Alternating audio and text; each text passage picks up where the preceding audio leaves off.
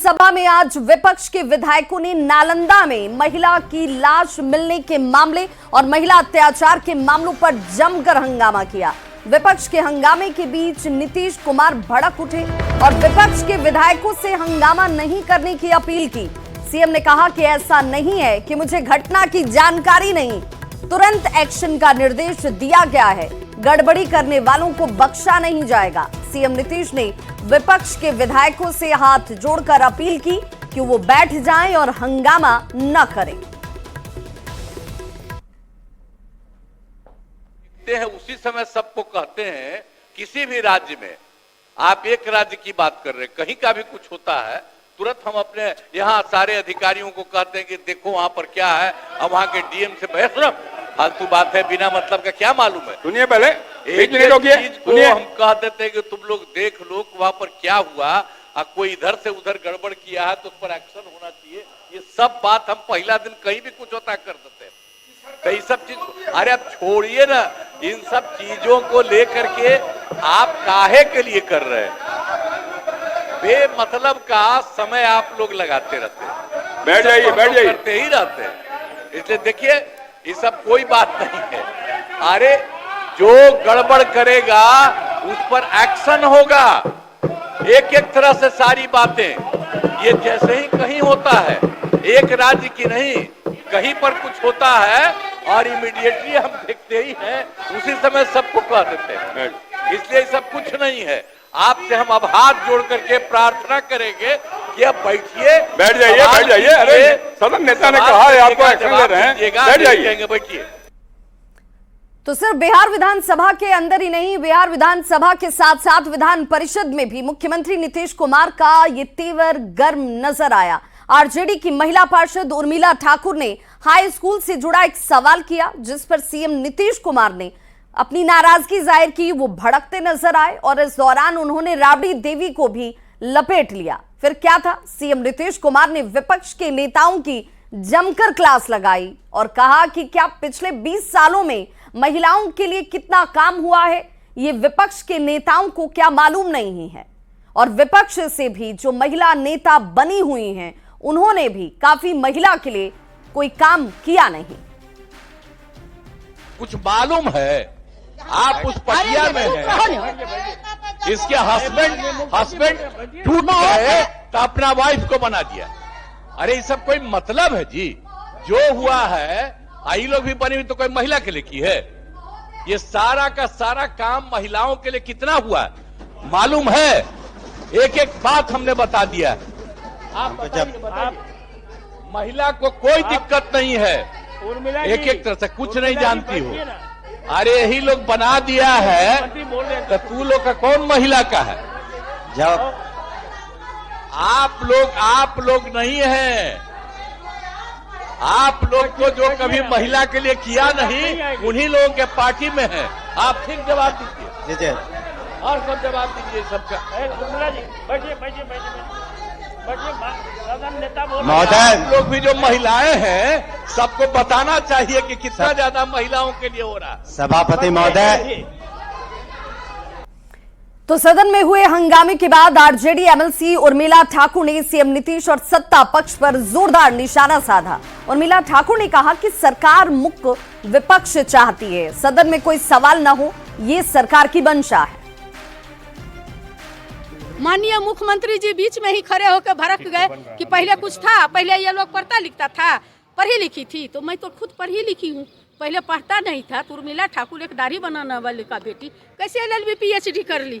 तो इन लोगों को विपक्ष का जो है कोई सवाल नहीं चाहिए। ये चाहते हैं विपक्ष मुक्त विधानसभा हो, विपक्ष मुक्त विधान परिषद हो, विपक्ष मुक्त राज्यसभा हो, विपक्ष मुक्त लोकसभा हो, कोई सवाल ना करे। चूंकि मुद्दे पर बात इनका करना अच्छा नहीं लगता है। इनको हर बात चुनावी सगुफा छोड़ने वाले, चुनावी लॉलीपॉप, चुनावी झुनझुना के तौर पर दिखाई पड़ता है कि हर लोग उनकी तारीफ करे। तो कैसे राष्ट्रीय जनता दल एक ऐसी पार्टी है जो बिहार में पहला मुख्यमंत्री, इस राज्य की पहली मुख्यमंत्री आदरणीय राजमाता राबड़ी मैडम को बनने का मौका मिला। यह मौका तो राष्ट्रीय जनता दल ने ही दिया है। आप विधान परिषद में सीएम नीतीश के भड़कने पर मंत्री अशोक चौधरी ने सफाई भी दी। क्या कुछ कहा, जरा सुनिए। काफी ज्यादा वो एक्चुअली में जो प्रश्न आया था महिलाओं के शिक्षा को लेकर के, तो उस पर हमारे मंत्री जी ने, शिक्षा मंत्री ने जवाब दिया कि 2005 में जब नेता को बिहार मिला था तो ये 1600 करोड़ 1600 करोड़ का ये शिक्षा का बजट था। आज 60,000 करोड़ के शिक्षा का बजट है, सबसे बड़ा बजट शिक्षा का है। तो इसी से प्रमाणित होता है कि हम शिक्षा के प्रति कितने संवेदनशील हैं। और 34% साक्षरता थी महिलाओं में बिहार में, आज वो 77% है। इसका जवाब उन्होंने दिया।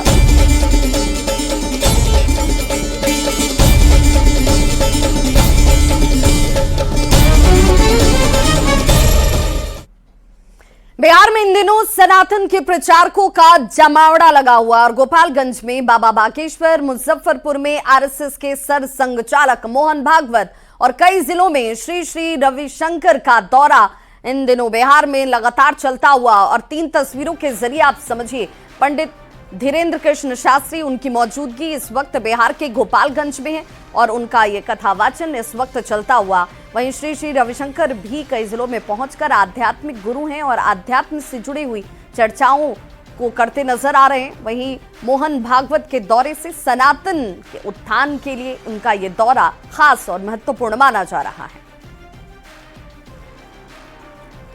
तो गोपालगंज में पंडित धीरेन्द्र कृष्ण शास्त्री की हनुमंत कथा और दरबार को लेकर राजनीतिक बयानबाजियां इस वक्त बढ़ती जा रही हैं। आरजेडी के विधायक के बयान पर जहां खुद बाबा बागेश्वर ने चुनौती देते हुए कहा, वहीं बीजेपी ने भी आरजेडी विधायक को कड़ी और बड़ी नसीहत दी।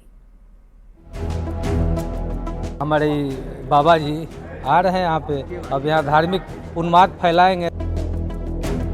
किसी पार्टी के प्रचारक नहीं है, हम हिंदुत्व के विचारक हैं। बागेश्वर धाम के पंडित धीरेन्द्र कृष्ण शास्त्री गोपालगंज में हनुमत कथा कर रहे हैं। हिंदुओं के पक्ष में बोलेंगे। कथा शुरू होने से पहले ही विपक्ष ने बाबा पर धार्मिक उन्माद फैलाने का आरोप लगाया था, जिस पर शुरू हुई सियासत थमने का नाम नहीं ले रही है। सबसे पहले आपको सुनाते हैं आरजेडी विधायक प्रेम शंकर प्रसाद का वो बयान, जिसमें उन्होंने बाबा के बिहार दौरे का मकसद धार्मिक उन्माद फैलाना बताया था। अब यहाँ धार्मिक उन्माद फैलाएंगे ताकि कुछ हासिल हो जाए बिहार विधानसभा चुनाव में, लेकिन ऐसा कुछ होने नहीं जा रहा है क्योंकि अयोध्या के रिजल्ट आप लोगों ने देखा। आरजेडी विधायक ने बाबा बागेश्वर के गोपालगंज दौरे का विरोध किया, लेकिन वे बाबा की कथा को रोक नहीं पाए और अब गोपालगंज की धरती से ही पंडित धीरेन्द्र कृष्ण शास्त्री ने अपने विरोधियों को खुली चुनौती दे डाली है। बाबा बागेश्वर ने कहा है कि वे किसी पार्टी के प्रचारक नहीं बल्कि हिंदुत्व के विचारक हैं। बाबा को आने दो, हम घेरेंगे, हम मारेंगे। ठटरी के बरे मूसर चंद हलवा नाथ, अरे घेरेंगे मारेंगे, तुम्हारे बाप का देश है भैया। आरजेडी विधायक के बयान पर बाबा ने तो जवाब दे दिया, लेकिन बीजेपी भी इस मुद्दे को इतनी आसानी से छोड़ने के मूड में नहीं दिखती। बिहार बीजेपी के प्रदेश महामंत्री मिथिलेश तिवारी ने टोटू कह दिया कि आरजेडी विधायक को सिर्फ खास समुदाय का वोट चाहिए और हिंदुओं से इतनी ही नफरत है तो वे इस्लाम धर्म कबूल कर लें। वो टोपी वालों का वोट अपने साथ जोड़ने के लिए करोड़ों हिंदुओं की आस्था से खेल रहे हैं और ये आग से खेलने के बराबर है।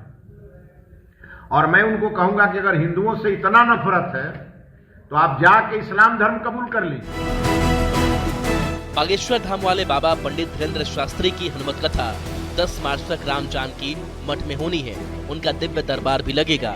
5 दिवसीय हनुमत कथा को लेकर सियासत कब थमेगी यह तो समय ही बताएगा, पर सियासी बयानबाजी तेज हो चुकी है और यह देखना दिलचस्प होगा कि आने वाले दिनों में इस पर और कौन कौन से मोड़ आते हैं। गोविंद कुमार, न्यूज़ 18 गोपालगंज। तो बाबा बागेश्वर के बिहार दौरे हिंदू राष्ट्र की हुंकार पर सियासत में उबाल आ चुका है। आरजेडी के विधायक डॉक्टर मुकेश रोशन ने कहा कि चुनाव से ठीक पहले ये लोग बिहार का माहौल खराब करने के लिए आ रहे हैं। ऐसे में लोगों के बिहार आने पर रोक लगनी चाहिए। तो बीजेपी विधायक हरिभूषण ठाकुर बचौल ने कहा कि बाबा बागेश्वर बिल्कुल सही कह रहे हैं। 1947 में बंटवारे के बाद अब ये देश हिंदुओं का है और आरजेडी मुसलमानों का वोट लेने के लिए किसी भी हद तक जा सकती है। जो है एकता भाईचारा का संदेश देने का काम करता है। सामाजिक उन्माद फैलाने के लिए लोग आते हैं और ये लोग दंगाई पार्टी के सदस्य हैं, प्रचारक हैं लोग। और जब जब बिहार आते हैं तो ये लोग जातीय उन्माद फैलाने का काम करते हैं, एकता भाईचारा को भंग करने का काम करते हैं। लोकसभा चुनाव से पहले भी आए थे, फिर विधानसभा चुनाव आ गया तो इनको बिहार का याद आ गया। ये लोग का फ्लाइट सीधे बिहार की तरफ अब रुक करेगा, देखते जाइए। भारत का दो टुकड़ा हुआ, अब जो शेष टुकड़ा है वह हिंदुओं का है और हिंदू राष्ट्र की आवाज़ बिहार से बाबा उठाए हैं, हम लोग उसका समर्थन करते हैं। ध्रुवीकरण की कोशिश से राष्ट्रीय जनता दल कह रही है कि बीजेपी ध्रुवीकरण की कोशिश। राष्ट्रीय जनता दल क्या करेंगे? वो जो तुष्टीकरण की नीति करते हैं वो जग जाहिर है। मुस्लिमों को वोट प्राप्त करने के लिए किसी कुकर्म तक राजद जा सकती है। तो बाबा बागेश्वर के हिंदू राष्ट्र की हुंकार पर बिहार में सियासत इस वक्त थमने का नाम नहीं ले रही। अब मंत्री अशोक चौधरी ने भी बाबा बागेश्वर के बहाने आरजेडी पर जोरदार पलटवार किया। आरजेडी के लोग बाबा बागेश्वर को जेल भेजने की बात कर रहे हैं। तो ऐसा है कि आरजेडी के लोगों का तो यही न है भाई, कुछ मतलब नहीं। बागेश्वर जी अपनी बात को कह रहे हैं कि भाई हिंदू राष्ट्र होना चाहिए, वो अपनी बात कह रहे हैं। बहुत से मुसलमानों का भी आप सुनिएगा तो ऐसा जिहादी बात करते हैं, तो फंडामेंटलिस्ट तो हिंदू में भी हैं और मुसलमानों में भी है, तो उस पर कितना बहस करिए। इधर बाबा बागेश्वर पर आरजेडी के भाई वीरेंद्र और बीजेपी के जनक सिंह भी सियासी घमासान में कूद पड़े। यानी मोदी बाबा, तो बाबाओं का झुंड उनके पास है। बिहार में चुनाव है इसी साल 2025 में और इसलिए वो बाबाओं को भेज रहे हैं यहाँ कुछ करने के लिए, लेकिन यहाँ की जनता तो पहले तय कर चुका, देर कर दिया, लोग देर कर चुका। सनातन धर्म नहीं है, सनातन पर ही सृष्टि आधारित है और उसी सनातन के अंतर्गत ये जीव जंतु प्राकृति जो भी देख रहे हैं, समुद्र नदी, ये सब उसी के तहत आता है। ये लोग अज्ञानी हैं, इन्हें समझ नहीं आ रहा है कि सनातन क्या है। अगर सनातन के विषय में ये जानते, जैसे हिंदुत्व पर सुप्रीम कोर्ट ने डिफाइन किया कि हिंदुत्व धर्म नहीं है, उसी तरह से सनातन धर्म नहीं है, सनातन का स्वरूप व्यापक है। इधर बीजेपी सांसद मनोज तिवारी ने भी बाबा बागेश्वर पर हो रही सियासत पर जवाब दिया। पटना पहुंचे मनोज तिवारी ने कहा कि बाबा बागेश्वर सनातन का प्रचार करते हैं, अगर उसमें किसी को बीजेपी का प्रचार नजर आता है तो फिर इस पर कुछ कहा नहीं जा सकता। बागेश्वर बाबा कोई चुनाव का प्रचार नहीं करते, वो सनातन का प्रचार करते हैं। अगर कुछ लोगों को लगता है कि सनातन के प्रचार में भाजपा का प्रचार है, तो वो खुद भी उनके उस सनातन में रंग के अपना प्रचार बना सकते हैं। सनातन का प्रचार कभी भी भाजपा का प्रचार जो समझता है, अब उसके विवेक बुद्धि को हम क्या कह सकते हैं। वहीं आध्यात्मिक गुरु श्री श्री रविशंकर 9 मार्च को भागलपुर के सैंडिस कंपाउंड मैदान में सत्संग करने वाले हैं और इस कार्यक्रम को लेकर भागलपुर के लोगों में जबरदस्त उत्साह है। तो ये तस्वीरें आपके सामने 9 मार्च को सैंडिस कंपाउंड में ये प्रवचन और कार्यक्रम को लेकर लोगों का उत्साह अपने आप नजर आता है। आध्यात्मिक गुरु रविशंकर का ये सत्संग यहाँ पर होने वाला है, जिसको लेकर तैयारियां पूरी कर ली गई हैं और इन तस्वीरों के जरिए आप समझ सकते हैं कि इस कार्यक्रम को लेकर भागलपुर के लोग जो हैं वो कितने उत्साहित हैं, उत्सुक हैं। भागलपुर का सैंडिस कंपाउंड मैदान जहाँ पर ये सत्संग जो है होने वाला है और इस कार्यक्रम को लेकर भागलपुर की जनता बेहद उत्साहित है। वहीं कटिहार में कांग्रेस सांसद तारिक अनवर ने आरजेडी को महागठबंधन का बड़ा भाई बताया और कहा कि जिस पार्टी के ज्यादा विधायक होंगे मुख्यमंत्री भी उसी पार्टी से होगा। तो कांग्रेस और आरजेडी के संबंध पर तारिक अनवर का ये बयान बेहद महत्वपूर्ण माना जा रहा है। उन्होंने कहा कि महागठबंधन में आरजेडी बड़ा भाई है, इसमें कोई दो राय नहीं है, कोई शंका किसी को होनी नहीं चाहिए। हालांकि जिसके पास सीटें ज्यादा उसका मुख्यमंत्री होगा, ये भी मेरे हिसाब से लगता है। क्या कह रहे हैं जरा वो भी सुनिए तारिक अनवर। में जो पार्टी की संख्या सबसे ज्यादा होगी, जिसके विधायक ज्यादा होंगे, जाहिर है कि उनका मुख्यमंत्री बनेगा। तो कांग्रेस कितने सीटों पर चुनाव लड़ेंगे इस तरह से? अभी इसका कोई फैसला नहीं हुआ, अभी तो बातचीत का सिलसिला भी नहीं शुरू हुआ। बिहार विधानसभा में बड़े भाई की भूमिका में कौन रहेंगे? ये जाहिर है आरजेडी रहेगा। और कटिहार से बड़ी खबर, जहां 70 किलो चांदी के जेवर को जब्त किया गया है। चांदी के साथ हिरासत में 2 तस्कर भी इस वक्त हैं। 42 से 44 लाख रुपए रकम बताई जा रही है बरामद की गई इस चांदी की। कोलकाता से गहने लेकर जो 2 लोग जा रहे थे उन्हें फिलहाल गिरफ्तार किया गया है। हाटे बाजार एक्सप्रेस ट्रेन से ये जब्ती हुई है। तस्वीरें आपके सामने इस वक्त एक्सक्लूसिव, और बड़ी तादाद में सोने के आभूषण नहीं, चांदी के आभूषण बताए जा रहे हैं जो कि यहां पर बरामद किए गए हैं और इसकी कीमत तकरीबन 44 लाख के आसपास बताई जा रही है अनुमानित।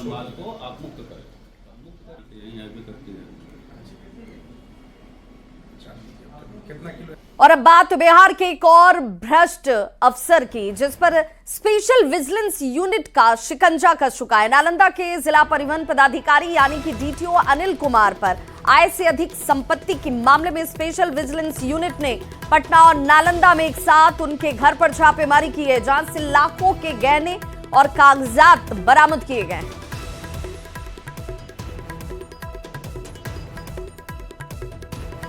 तो अनिल कुमार के इन ठिकानों पर इस वक्त ये दबिश तस्वीरें आपके सामने, जहां एक और घुसखोर अधिकारी पर शिकंजा कसा गया है। स्पेशल विजिलेंस यूनिट की तरफ से ये भ्रष्ट डीटीओ हैं जिनके आवास पर टीम पहुंची है और यहां से बताया जा रहा है कि लाखों के आभूषण की बरामदगी हुई है, कई महत्वपूर्ण दस्तावेज मिले।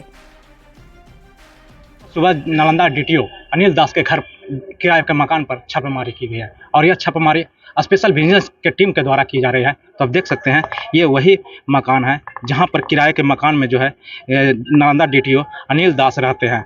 और बता दें कि यहाँ पर करीब पिछले 1 सालों से यहाँ पर पदस्थापित है और अब जो है आय से अधिक संपत्ति मामले में जो है इनके घर पर बिजनेस का छापा पड़ रहा है। फिलहाल यहाँ पर जो है सभी लोग किराए के मकान पर रहते हैं, इस कारण से कोई भी कुछ बताने से परहेज कर रहे हैं। तो बता दें कि ये वही मकान है जहाँ पर जो है कि डीटीओ पिछले 1 सालों से किराए के मकान पर जो है रह रहे हैं और फिलहाल जो है बिजनेस की टीम जो है अंदर छापेमारी कर रही है। अब देखना यह है कि जब तक बिजनेस की टीम बाहर नहीं निकलती है, जब तक कुछ कहा नहीं जा सकता कि कितनी आय से अधिक संपत्ति का मामला उजागर होता है। नालंदा से न्यूज 18 के अक्षय कुमार। और नालंदा के जिला परिवहन पदाधिकारी अनिल कुमार के 3 ठिकानों पर निगरानी की टीम छापेमारी करती हुई। पटना और दानापुर में छापेमारी के दौरान टीम को कई अहम दस्तावेज, बैंक के खाते और संपत्तियों से जुड़े हुए कागजात मिले हैं। सूत्र ये भी कहते हैं कि निगरानी को शिकायत मिली थी कि अनिल कुमार ने अपने कार्यकाल के दौरान अवैध तरीके से काफी संपत्ति अर्जित की हुई है। और 2 तस्वीरें हैं जहां पर 2 ठिकानों पर, हालांकि बिहार में कुल 3 ठिकाने हैं जहां पर ये आय से अधिक के संपत्ति के मामले में विजिलेंस की टीम छापेमारी करती हुई। के गोला रोड में, और गोला रोड में नालंदा डीटीओ का यही आवास है जहां निगरानी विभाग की विशेष टीम की छापेमारी हुई है और ये टीम अभी यहां लगी हुई है। ये जो है मकान है, 3 ठिकानों पर अनिल कुमार हैं नालंदा के डीटीओ, उनके 3 ठिकानों पे छापेमारी की जा रही है, जिसमें से गोला रोड का ये मकान भी उनका शामिल है और पटना के 3 ठिकानों पे छापेमारी चल रही है। ये टीम जो है यहाँ पहुंची हुई है। निगरानी के डीएसपी सुधीर कुमार के नेतृत्व में ये छापेमारी चल रही है और यहाँ पर जो अंदर है अभी ताला खोलने का इंतजार किया जा रहा है और 2 ठिकानों पे चल रहा है। ये तीसरा ठिकाना है जहां पर जो है टीम पहुंची हुई है और इसके अंदर क्या क्या रखा हुआ है खुलने के बाद ही पता चलेगा। हालांकि आय से अधिक संपत्ति का मामला है जिसमें पटना में ये मकान भी गोला रोड का है और ये मकान भी जो है उसमें शामिल है। आय से अधिक संपत्ति का ये मामला और इसके अंदर क्या है अभी निगरानी विभाग की टीम खुलासा करेगी, लेकिन फिलहाल जो मामले सामने आए हैं उसमें आय से अधिक संपत्ति का मामला आया है सामने। अनिल कुमार जो नालंदा जिला के डीटीओ हैं उन पर यह आरोप लगा है और ये कार्रवाई विशेष निगरानी की टीम कर रही है। दानापुर से न्यूज़ 18 के लिए मरजीत शर्मा। तो मोतिहारी के गांधी मैदान में शौर्य वीदनम उत्सव का आयोजन किया गया। राज्यपाल आरिफ मोहम्मद खान ने आज इस कार्यक्रम का उद्घाटन किया और इस कार्यक्रम में सेना के जवान और अधिकारी तोप, गोला, बंदूक, टैंक और युद्ध के दूसरे हथियारों को लेकर पहुंचे हैं। आज थल सेना, वायुसेना और जल सेना के जवानों ने लाइव परफॉर्मेंस किया, जहां इसके अलावा Bofors K-19 KNP rocket launcher, तोप, टैंक की प्रदर्शनी भी लगी हुई है। लोग सेना के बारे में ज्यादा से ज्यादा जानने और युवाओं का सेना में नौकरी के प्रति लगाव इस मकसद के साथ शौर्य वीदनम उत्सव का आयोजन यहाँ किया गया है। बिहार में इस तरह का सेना का ये पहला कार्यक्रम है। सेना के आधुनिकीकरण के लिए निरंतर प्रयत्नशील है। आत्मनिर्भर भारत के अभियान के तहत रक्षा क्षेत्र में हुए बदलावों से देश की सुरक्षा मजबूत हुई है तथा भारत वैश्विक रक्षा नवनिर्माण केंद्र के रूप में भी उभरा है। भारत ने रक्षा क्षेत्र में आत्मनिर्भरता हासिल करने के लिए मेक इन इंडिया पहल और नीतिगत सुधारों की शुरुआत की। तो इस बुलेटिन में बस इतना ही, लेकिन न्यूज़ 18 बिहार झारखंड पर खबरों का सिलसिला लगातार जारी है।